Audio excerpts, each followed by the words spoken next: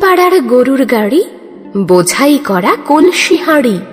গাড়ি চালায় বংশীবদন, সঙ্গে যে যায় ভাগ্নে মদন। হাট বসেছে শুক্রবারে, বক্সিগঞ্জে পদ্মা পারে।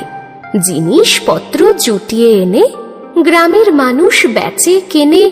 উচ্ছে, বেগুন, পটল, মূলো, বেতের বোনা ধামা কুলো, সর্ষে, ছোলা, ময়দা, আটা, শীতের র্যাপার নকশা কাটা, ঝাঁঝরি, কড়া, বেড়ি, হাতা, শহর থেকে সস্তা ছাতা।